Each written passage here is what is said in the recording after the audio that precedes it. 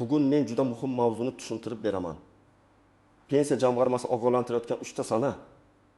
Ularni o'tkazib yuborsangiz, pensiya tayinlash, qayta hisoblash yoki to'lovlarni olishda muammo paydo bo'lishi mumkin. Bu ma'lumot faqat pensionerlarga emas, balki pensiyaga chiqish arafasidagi fuqarolarga, rasmiy ishlayotganlarga, chet elda mehnat qilayotganlarga, nogironligi bor shaxslarga, boquvchisini yo'qotgan oilalarga va ota-onasi uchun hujjat tayyorlayotgan farzandlarga ham tegishli. Men bu videoda sizga 2026 yil bilan bog'liq asosiy o'zgarishlarni oddiy tilda tushuntiraman. Qaysi sanalarga e'tibor berish kerak, kim oldindan hujjat tayyorlashi kerak, kim xavotir olmasa ham bo'ladi, qayerga murojaat qilish kerak va qanday xatolar odamlarni oyma-oy pul yo'qotishiga olib keladi. Hozirning o'zida kanalga obuna bo'ling va videoga like bosing. Chunki bu mavzu ko'pchilik oilaning daromadiga bevosita ta'sir qiladi. Avval pensiya masalasida ko'pchilik qanday yo'l tutardi? Odam pensiya yoshiga yaqinlashganda, odatda oxirgi oyda yoki hatto pensiya yoshi to'lgandan keyin hujjat yig'ishni boshlardi. Mehnat daftarchasi bor, ish staji yozilgan, pasport bor, tamom deb o'ylardi. Lekin amalda bunday emas. Har bir ish joyi bo'yicha ma'lumotlar to'g'ri kiritilganmi? Ish haqi davrlari tasdiqlanganmi? Elektron bazada staj ko'rinyaptimi? Familiya yoki pasport ma'lumotlari o'zgargan bo'lsa, ular mos kelyaptimi? Bularning hammasi tekshiriladi. Oldin ko'p narsa qog'oz hujjatlar orqali hal qilinar edi. Mehnat daftarchasidagi yozuv, korxona arxividan olingan ma'lumotnoma ish haqi to'g'risidagi hujjat asosiy dalil bo'lib xizmat qilardi. Hozir esa tizim tobora elektronlashmoqda. Bu yaxshi, chunki inson omili kamayadi, navbatlar qisqaradi, ma'lumotlar tez tekshiriladi. Lekin boshqa tomoni ham bor. Elektron bazada xato bo'lsa, fuqaro buni oxirgi daqiqada bilib qolishi mumkin. 2026 yilning asosiy o'zgarishi shundaki, pensiya tayinlash va qayta hisoblashda elektron ma'lumotlarning ahamiyati yanada kuchayadi. Rasmiy ish staji, ijtimoiy soliq va ish haqi bo'yicha ma'lumotlar bazalar orqali solishtiriladi. Demak, men sizga eng muhim fikrni aytaman. Pensiya masalasini pensiya yoshi kelgan kuni emas, kamida bir necha oy oldin tekshirish kerak. Aks holda birgina noto'g'ri yozilgan sana yoki yo'qolgan ma'lumot sizni ortiqcha yurishga, arxiv izlashga, hatto bir necha oy kamroq to'lov olishga majbur qilishi mumkin. Birinchi muhim sana pensiya yoshi to'ladigan kundan oldingi davr bilan bog'liq. Men har doim fuqarolarga shuni maslahat beraman. Pensiyaga chiqish huquqi paydo bo'lishidan kamida 3 oy oldin o'z stajingizni tekshiring. Ayollar va erkaklar uchun pensiya yoshi hamda talab qilinadigan staj bo'yicha amaldagi qoidalar alohida ko'rib chiqiladi. Shuning uchun har bir kishi o'z holatini alohida aniqlash kerak. Masalan, fuqaro 2026 yil 15 aprel kuni pensiya yoshiga to'ladi deylik. U 15 aprelgacha kutib o'tirmasligi kerak. Yanvar oyidayoq pensiya jamg'armasi bo'limiga, Davlat xizmatlari markaziga yoki Mayk Bakkov uz orqali elektron xizmatlarga murojaat qilib, stajı ish haqi ma'lumotlari va shaxsiy ma'lumotlari to'g'riligini tekshirish kerak. Chunki agar 1938 yildagi ish joyi bazada ko'rinmasa, arxivdan ma'lumot olish vaqt talab qiladi. Agar korxona tugatilgan bo'lsa, hujjatlar qaysi arxivga topshirilganini aniqlash kerak bo'ladi. Bu bir kunda hal bo'ladigan masala emas. Yana bir misol. Bir ayol 20 yil turli joylarda ishlagan. Mehnat daftarchasida hammasi bor. Lekin elektron bazada oxirgi 10 yillik ish haqi ko'rinadi. Avvalgi davr bo'yicha ma'lumot to'liq emas. Agar u oldindan tekshirtirsa, arxivdan ma'lumotnoma olib keladi. Ish beruvchidan aniqlashtiradi. Kerak bo'lsa sud orqali faktni tasdiqlaydi. Agar u buni pensiya yoshiga yetgandan keyin boshlasa, pensiya tayinlash kechikishi yoki dastlabki hisob kutilgandan kam chiqishi mumkin. Bu yerda kim xavotir olishi kerak? Birinchidan, mehnat faoliyati bir nechta korxonada bo'lganlar. Ikkinchidan, eski yillarda, ayniqsa 1990 yillar va 2000 yillar boshida ishlaganlar. Uchinchidan, korxonasi yopilgan yoki nomi o'zgargan shaxslar. To'rtinchidan, familiyasi nikoh, ajrim yoki boshqa sabab bilan o'zgargan fuqarolar. Beshinchidan, bir muddat norasmiy ishlagan, keyin rasmiy ishga o'tgan shaxslar. Kim unchalik xavotir olmasa bo'ladi.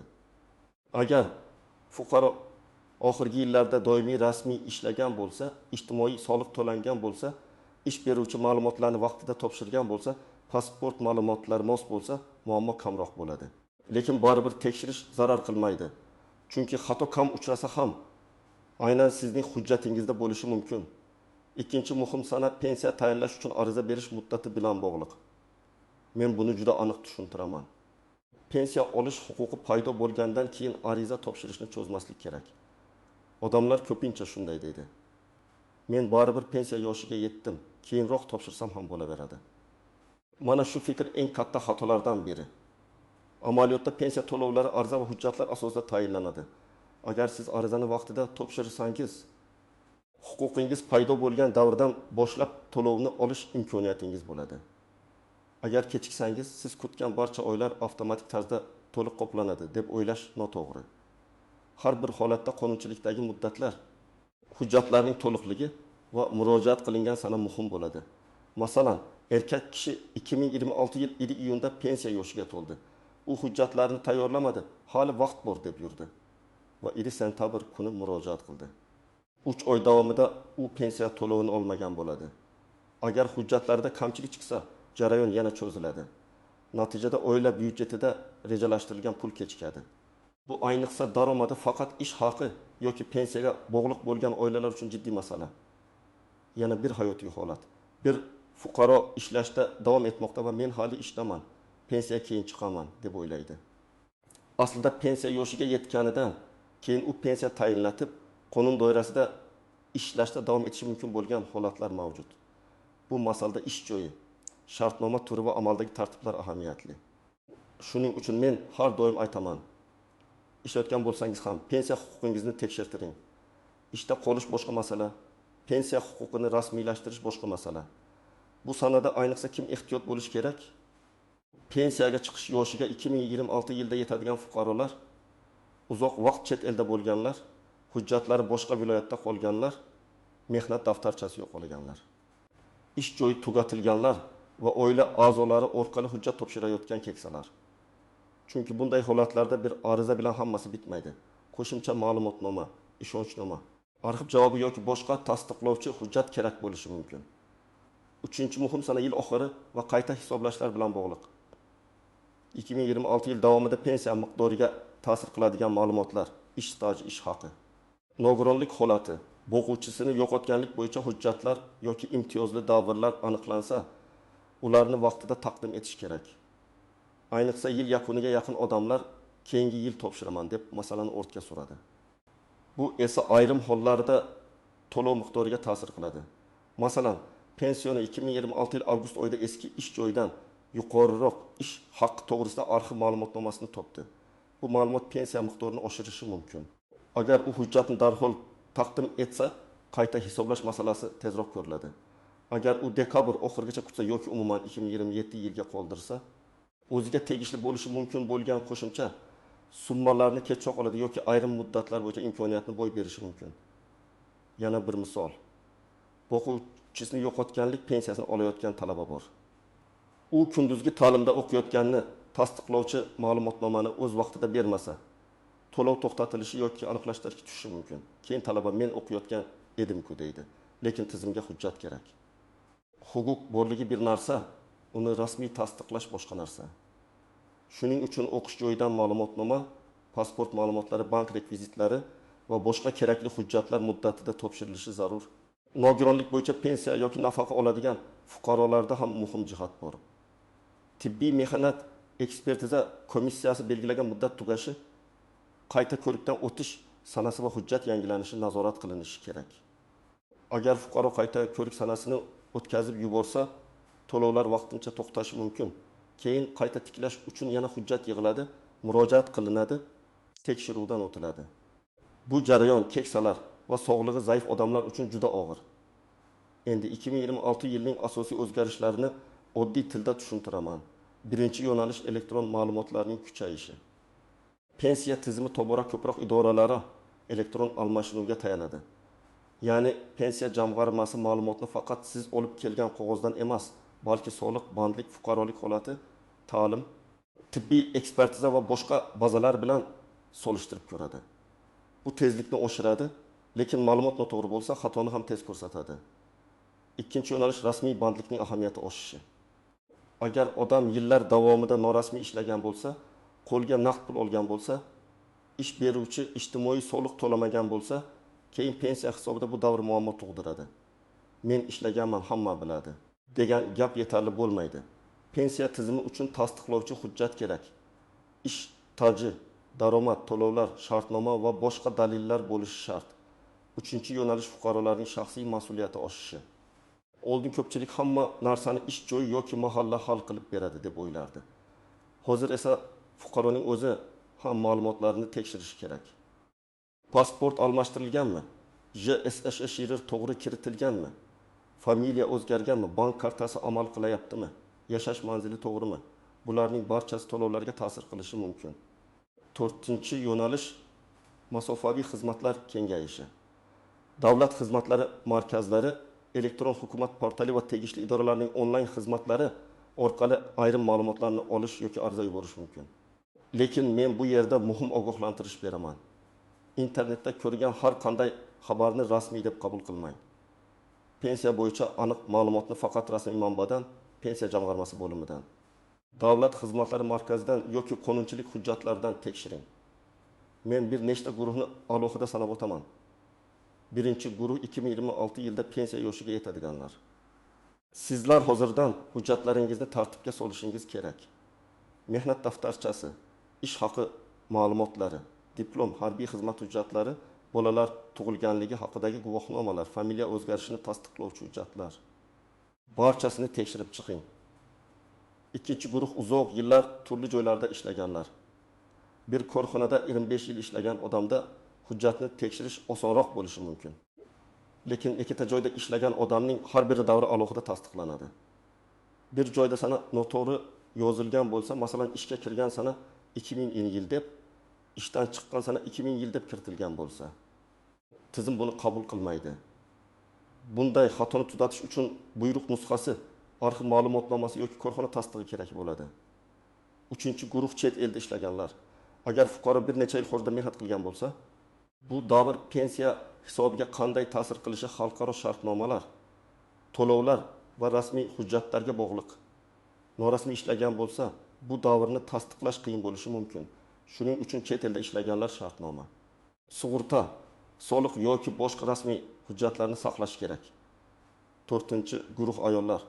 Ayollarda farzand parvarishi, familiya o'zgarishi, mehnat faoliyatida uzilishlar, yarim stavkada ishlash kabi holatlar ko'p uchraydi. Bularning har biri pensiya hisobida alohida ko'riladi. Masalan, ayol 5 yil uyda farzand parvarishi bilan bo'lgan bo'lsa, bu davr qanday hisoblanishi hujjatlar amaldagi tartibga bog'liq. Farzandlarning tug'ilganlik guvohnomalari, nikoh guvohnomasi va familiya almashganini ko'rsatuvchi hujjatlar juda muhim. 5-guruh nogironligi bor shaxslar va ularning yaqinlari. Bu yerda asosiy masala qayta ko'rik muddati. Tibbiy xulosa, guruh muddati va hujjatlarning yangiligi. Agar oila a'zolari bu sanalarni nazorat qilmasa, to'lovda uzilish bo'lishi mumkin. Men bunday oilalarga alohida daftar yoki telefonda eslatma yuritishni maslahat beraman. Endi ko'pchilik e'tibor bermaydigan nozik jihatlarga o'tamiz. Birinchi nozik jihat, mehnat daftarchasidagi yozuv har doim ham yetarli bo'lmasligi mumkin. Agar yozuvda muhr aniq bo'lmasa, lavozim ko'rsatilmagan bo'lsa, buyruq raqami yo'q bo'lsa, sanad tushunarsiz bo'lsa yoki korxona nomi keyinchalik o'zgargan bo'lsa, qo'shimcha hujjat so'ralishi mumkin. Ikkinchi nozik jihat, ish haqi miqdori pensiya miqdoriga ta'sir qiladi. Faqat stajborlik emas, balki qaysi davrda qancha daromad bo'lganligi ham ahamiyatli. Masalan, 2 kishi o'tgan yil ishlagan bo'lishi mumkin, lekin birining rasmiy ish haqi doim yuqori, ikkinchisining esa minimal ko'rsatilgan. Natijada ularning pensiya miqdori farq qiladi. Shuning uchun rasmiy ish haqi va ijtimoiy to'lovlar masalasi pensiyaga yaqinlashganda emas, butun mehnat faoliyati davomida muhim. 3-nozik jihat, bank kartasi va to'lov rekvizitlari. Ba'zan pensiya tayinlangan, lekin karta muddati tugagan, bank ma'lumoti noto'g'ri, fuqaro boshqa hududga ko'chgan yoki pasport almashtirilgan bo'ladi. Natijada to'lovda kechikish chiqadi. Buni pensiya masalasiga aloqasi yo'q deb o'ylamang. Pul sizga yetib kelishi uchun shaxsiy ma'lumot va bank ma'lumotlari mos bo'lishi kerak. 4-nozik jihat, ishonchnoma orqali pensiya olish. Keksalar ba'zan farzandiga yoki qarindoshiga ishonchnoma beradi. Bu qonuniy tartibda rasmiylashtirilgan bo'lsa, muammo yo'q. Lekin ishonchnoma muddati tugagan bo'lsa yoki noto'g'ri tuzilgan bo'lsa, to'lovni olishda muammo chiqadi. Shuning uchun ishonchnoma sanasini ham alohida nazorat qiling. 5-nozik jihat. Ortiqcha to'lovlar. Agar fuqaro pensiya yoki nafaqa olish huquqiga ta'sir qiladigan holatni yashirsa yoki vaqtida xabar bermasa, keyin ortiqcha to'langan summa qaytarish talab qilinishi mumkin. Masalan, o'quvchisini yo'qotganlik pensiyasini olayotgan talaba o'qishni tark etdi, lekin bu haqda xabar bermadi. To'lov davom etdi. Keyin tizim buni aniqlasa, ortiqcha olingan pulni qaytarish masalasi chiqadi. Shuning uchun har qanday o'zgarish haqida vaqtida xabar berish kerak. Endi men sizga aniq qadamlarni aytaman. Birinchi qadam, shaxsiy hujjatlaringizni tekshiring. Pasport yoki ID karta, jasashir, yashash manzili, familiya, ism, otasining ismi to'g'ri yozilganmi? Buni ko'ring. Agar nikoh, ajrim yoki boshqa sabab bilan familiya o'zgargan bo'lsa, tasdiqlovchi hujjatlarni tayyorlab qo'ying. Ikkinchi qadam, mehnat faoliyatingizni ro'yxat qilib chiqing.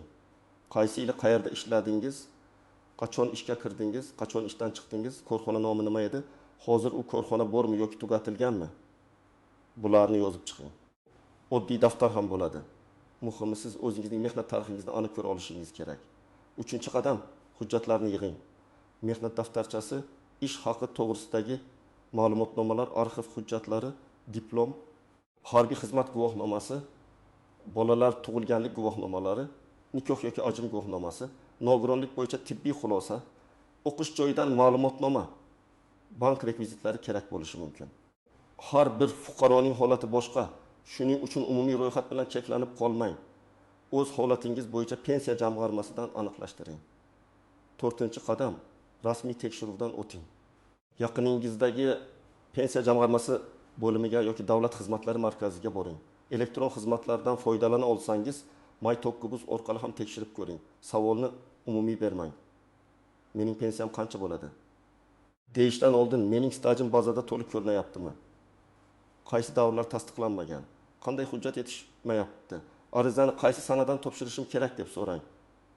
5-qadam, yozma javob oling. Og'zaki gap ko'p hollarda yetarli bo'lmaydi.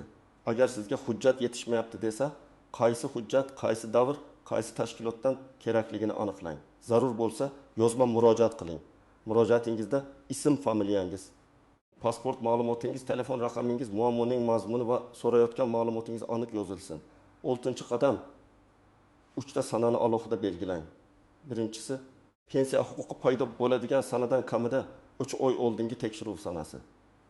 Ikkinchisi, pensiya huquqi paydo bo'lgan kundan keyin arizani kechiktirmay topshirish sanasi. Uchinchisi, qayta hisoblash, ma'lumotnoma, nogironlik qayta ko'rigi, talabalik tasdig'i yoki boshqa hujjatlarni yangilash muddati. Bu sanalarni telefonga eslatma qilib qo'ying. Farzandlaringizga ham ayting. 7-qadam, hujjatlarning nusxasini saqlang. Har bir topshirilgan hujjatdan nusxa olib qo'ying. Ariza topshirgan bo'lsangiz, qabul qilingan sana va raqamini saqlang. Elektron murojaat qilgan bo'lsangiz, tasdiqlovchi xabarni yo'qotmang.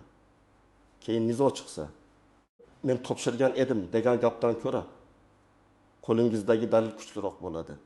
Men yana bir nechta oddiy misol keltiraman. Birinchi holat, 2026 yilda pensiyaga chiqadigan fuqaro 35 yil ishlagan, lekin 7 yil bir kooperativda ishlagan davri bazida yo'q. Agar u buni oldindan bilsa, arxivga murojaat qiladi va ma'lumotnoma oladi. Agar pensiya kuni bilsa, to'lov kechikadi yoki pensiya avval kamroq hisoblanadi. Ikkinchi holat. Ayol kishi turmushga chiqqandan keyin familiyasini o'zgartirgan. Mehnat daftarchasining bir qismida eski familiya, pasportida yangi familiya. Agar nikoh guvohnomasi tayyor bo'lsa, masala tez hal bo'ladi. Agar hujjat yo'qolgan bo'lsa, FHDYO orqali tiklash kerak bo'ladi. Bu ham vaqt oladi. 3-holat. Talaba o'quvchisini yo'qotganlik pensiyasini oladi. U o'qish joyidan ma'lumotnomani vaqtida topshirmaydi. To'lov to'xtaydi. Keyin u hujjat olib keladi, lekin bir necha hafta yoki oy sarson bo'ladi. Buning oldini olish juda oson. O'quv yili boshida ma'lumotnomani darhol tayyorlash kerak. 4-holat. Nogironligi bor fuqaro qayta ko'rik sanasini unutadi. Tibbiy xulosa muddati tugaydi, to'lov tizimda to'xtaydi. Keyin yana shifokor, komissiya, hujjat, navbat boshlanadi. Agar oila a'zolari bu sanani oldindan nazorat qilsa, uzilish bo'lmaydi. 5-hol, odam butun umr ishlagan, lekin ish beruvchi rasmiy ish haqini juda past ko'rsatgan. Pensiyaga kelganda u men ko'p olardim deydi, lekin tizim rasmiy ma'lumotni ko'radi. Shu sababli hozir ishlayotganlar uchun ham xulosa aniq. Rasmiy ish haqi va ijtimoiy to'lovlarni beparvo qoldirmang. Bu kelajakdagi pensiyangizga ta'sir qiladi. Bugungi eng muhim fikr shu. 2026 yilda pensiya masalasida vaqt, hujjat va elektron ma'lumot hal qiluvchi ahamiyatga ega bo'ladi. 3 ta sanani unutmang. Pensiya yoshidan kamida 3 oy oldin staj va hujjatlarni tekshirish, pensiya huquqi paydo bo'lgach arizani kechiktirmay topshirish, qayta hisoblash yoki to'lovga ta'sir qiladigan hujjatlarni muddati kelmasdan yangilash. Men sizga maslahat beraman. Bugunoq oilangizda kim pensiya yoshiga yaqin, kim nafaqa oladi, kim talabalik yoki nogironlik hujjatini yangilashi kerak? Shularni birma-bir tekshirib chiqing. Bir kunlik tekshiruv sizni keyinchalik bir necha oylik sarsonlikdan va pul yo'qotishdan saqlashi mumkin. Sizning oilangizda pensiya hujjatlari bilan bog'liq muammo bo'lganmi? Qaysi hujjat eng ko'p qiyinchilik tug'dirgan? Fikringizni izohlarda yozing. Video foydali bo'lgan bo'lsa, like bosing, kanalga obuna bo'ling va bu ma'lumotni ota-onangiz, qarindoshlaringiz hamda pensiyaga yaqin insonlarga yuboring.